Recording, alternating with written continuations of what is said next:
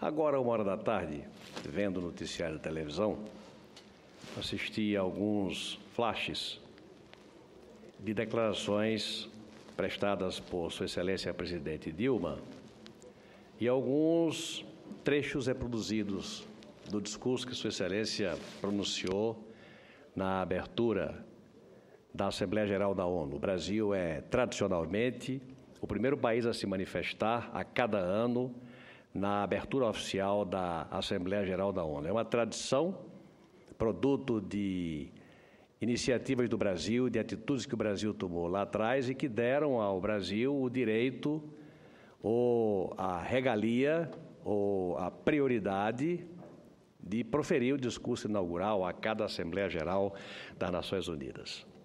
E via Sua Excelência, a Presidente, fugindo talvez àquilo que devesse ser o escopo do discurso dela, tratar de assuntos internacionais, tratar da agenda da ONU, tratar de assuntos específicos que interessam àquela multidão de países que estão lá, fazer digressões sobre a situação econômica do Brasil.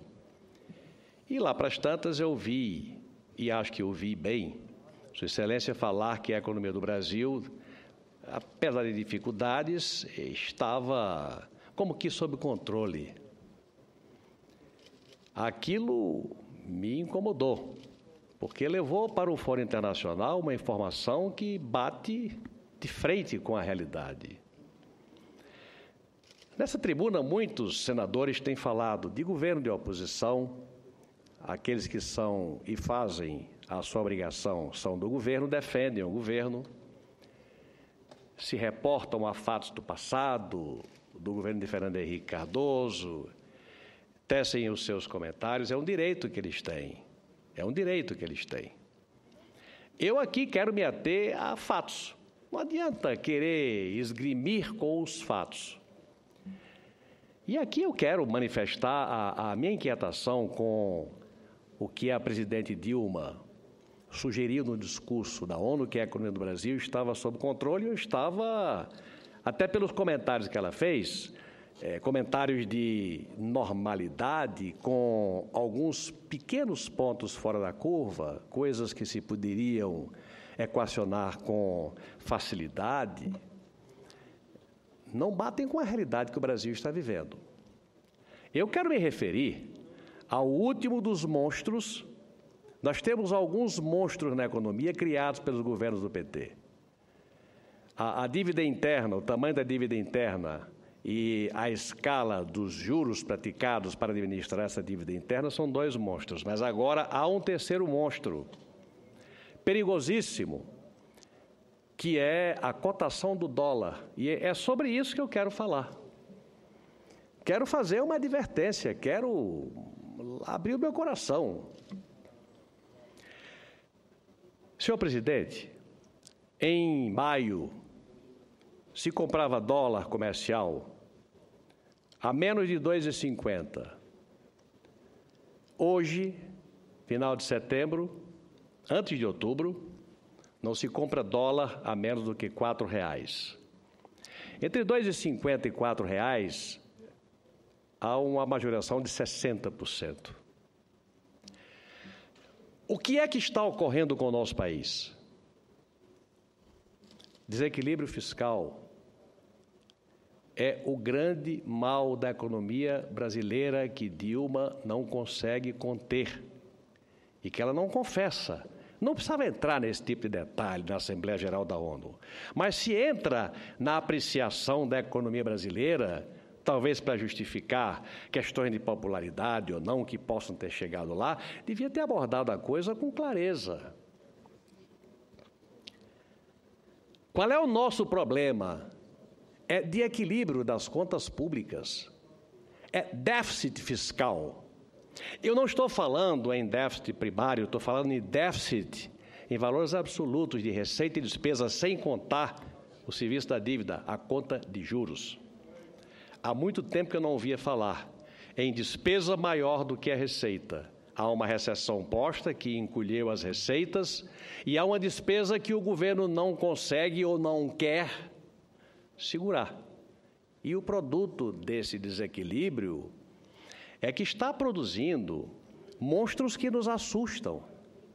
E mais do que isso, nos assustam a incapacidade, a impotência do atual governo do Brasil, do PT, em tomar as providências. Acha que com mudança de ministério, com reforma ministerial, vai resolver uma coisa que é endêmica e que exige credibilidade de governo para você acender uma luz no fundo do túnel. Senhor presidente, o que é que está ocorrendo com o nosso país? A dívida interna do Brasil está beirando 2,7 trilhões de reais. O serviço da dívida, administrado à taxa conservadora da Selic de 14,25 pontos percentuais, 14,25 pontos percentuais, no ano de 2015, vai consumir mais ou menos 500 bilhões de reais, mais ou menos 18 vezes o que o Brasil gasta com o Bolsa Família. O serviço da dívida que o governo do PT criou, nós tínhamos a dívida externa barata e transformamos essa dívida externa barata, que é pequena, não é nula, não é gigante, numa dívida interna que é um monstro, que gera inflação, que tira a capacidade do Estado de investir, de 2,7 trilhões de reais e que exige para a sua rolagem, vai exigir para a sua rolagem 500 bilhões de reais, que é 18 vezes o que se gasta com o Bolsa Família, um programa admirável de redistribuição de renda. Muito bem, 14,25, senador Fernando Bezerra, é quanto o Brasil paga para vender a nós, poupadores, títulos para que a dívida seja rolada.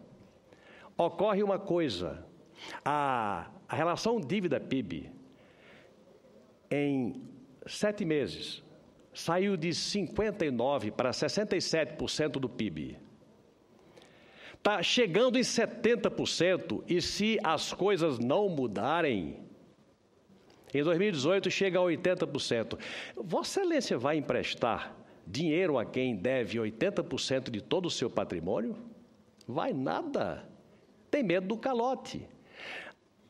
Um calote que poderia existir, porque, na verdade, o governo é quem emite a moeda, mas para pagar emitindo moeda gera inflação, e aí acabou-se o mundo. Nós estamos num problema que nos remete aí sim à questão da alta do dólar, que esse é o monstro novo. É mais ou menos se ficar o bicho pega, se correr o bicho come. Porque nós estamos com a dívida de 2,7 trilhões, administrada por um serviço da dívida de 500 bilhões, 18 vezes um Bolsa Família por ano, e correndo o perigo de perder a condição até de administrar essa dívida com um serviço altíssimo, na base de LCD, CDB, LCI, porque o que está ocorrendo, e não é porque os Estados Unidos criaram a expectativa de aumentar os juros das aplicações lá nos Estados Unidos. Essa foi uma ameaça que não se concretizou. Os juros na América estão neutros, zero, não houve corrida de dólar para os Estados Unidos para que valorizasse a moeda e nós pagássemos o preço. A desvalorização do real é a maior das desvalorizações das moedas de todos os países emergentes. O nosso problema é doméstico, é a dívida interna, é o déficit fiscal, são as despesas maiores do que as receitas, e levou a quê? Levou a que a moeda caísse em descrédito. Caísse em descrédito e a cotação do dólar disparasse. Porque na medida em que você tem dentro de um país ou numa casa uma despesa maior do que a receita, aquilo que você vale é menos. Por falar em valer, pelo amor de Deus, a Petrobras, que tem uma dívida em dólar monstruosa, cresceu nos últimos 6 meses 100 bilhões de reais no seu débito por conta da valorização do dólar. A Petrobras, liquidada como já está, além de queda, levou o coice da queda da valorização do real, da depreciação do real, que aumentou em 100 bilhões o déficit da Petrobras, fazendo com que as suas ações despencassem no mercado internacional. Mas voltando à questão do dólar, a questão do dólar reporta-se, ou dirige-se, ou transfere-se para uma questão doméstica da economia brasileira. Como nós não estamos fazendo o dever de casa, como as contas não estão equilibradas, como o real está depreciado, o dólar sobe. Sabe o pior de tudo? E que já está em curso, e aí pode ser a última pá de cal, e essa é a preocupação que eu trago nessa noite, nessa fim de tarde e noite, é que com risco de 67%, chegando a 70% a relação dívida-PIB, e se enxergando a perspectiva de chegar a 80% em 2018, os emprestadores de dinheiro à União, os aplicadores em CDB, em LCI, LCA, vão cair fora, vão querer só emprestar ou fazer empréstimos redeados, ancorados em dólar, que é o que já está acontecendo. Não aplica mais, mesmo sabendo que o Banco Central tem a obrigação de honrar, mas honra emitindo dinheiro com a inflação e aí destrói o rendimento. Estão partindo para tirar o dinheiro das aplicações em LCD, em CDB, em Selic, para ser mais justo, para buscar a ancoragem da garantia da remuneração protegida do dólar.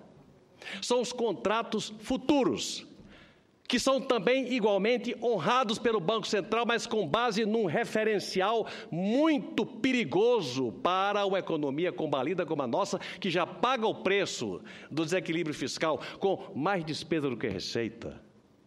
Se isto acontece, se a relação dívida-PIB sai de 59 para 67, vai de 67 para 70, de 70 para 75, e aí acabou-se. A menos que se troque o governo. A menos que se troque o governo. Porque é isso, senhor presidente e senhores senadores, é isso que me apavora. Com este governo, a credibilidade para fazer as mudanças, para você operar o equilíbrio fiscal, para você fazer a estruturação, só se pensa em criar a CPMF. CPMF para suprir o déficit da Previdência, para daqui a 6 meses... você pleitear uma renovação do CPMF, ou daqui a 1 ano ou 2, pleitear a renovação do CPMF ou criação de outros impostos, porque você não fez o dever de casa, você não fez o equilíbrio das contas, você apenas aumentou a receita, não houve corte de ministério, não houve corte de cargo comissionado, não houve corte na carne real, você só tem aumento de tributos proposto. Então você vai penar. E um governo que não entenda e que tenha força e que tenha credibilidade para acender a luz no fundo do túnel, propondo e aprovando as reformas estruturais, não vai acender luz no fundo do túnel nenhuma. Você não vai equilibrar as contas desse país se não fizer uma reforma patrimonial, uma reforma administrativa e do Estado, uma reforma previdenciária, uma reforma tributária. Não vai. Este governo, infelizmente, não tem credibilidade para fazer essas reformas e fica vivendo de discursos imaginosos na ONU, como se aqui as coisas estivessem às mil maravilhas, quando nós estamos com um terceiro monstro criado. É taxa de juros, é dívida interna e agora é cotação do dólar, importando, além do mais inflação. Por isso é que eu trago esse elemento novo, que explodiu de 1 mês para cá, 2 meses para cá, ele vinha crescendo devagarinho, de repente explodiu. Por quê? Por conta de uma explicitação. O que fez o dólar explodir não foi outra coisa senão um gesto inábil de governo. Mandar para o Congresso um orçamento com um déficit de 30 bilhões de reais, mostrando ao mundo e ao país que o governo não tinha o que fazer, não sabia o que fazer e que expunha as entranhas da economia, onde um déficit real era apresentado por conta da incapacidade ou impossibilidade do governo em fazer os cortes para promover o equilíbrio ou até um certo superávit. Resultado: passou para o mundo a incredibilidade do governo, o descrédito do governo, a imagem da incompetência de um governo que não sabe o que fazer para administrar o país. Resultado: o dólar galopantemente disparou, gerando esta expectativa nefasta, desastrosa, da evolução dos aplicadores de títulos remunerados pela taxa Selic para títulos de futuro ancorados em dólar. Deus nos livre que isso venha acontecer. E antes que aconteça, eu trago aqui a minha palavra, o meu apelo, para que o governo acorde e use as suas forças, use a sua capacidade. Se for capaz de fazer uma concertação, faça uma concertação para salvar o país. Mas com discursos imaginosos e enganosos, não vamos chegar a lugar nenhum. Essa, portanto, senhor presidente, era a minha palavra de preocupação, de apelo e de denúncia. Nós temos um terceiro monstro. Depois da dívida interna e da taxa de juros, campeões no mundo, nós temos também campeão nos emergentes. A taxa do dólar, que está conduzindo a emissão de títulos com base numa remuneração absolutamente impossível. A taxa Selic está em 14,25%. Vossa Excelência já imaginou? O dólar subiu nos últimos 6 meses, 8 meses, 60%. Vai para quanto? Vai para 5%? O país aguenta remunerar a taxa a 60%? A 40%? A 30%? Não aguenta a 14,25%? Gera 500 bilhões? Que dirá a esta loucura em que se transformou a cotação do dólar no país? Obrigado, senhor presidente.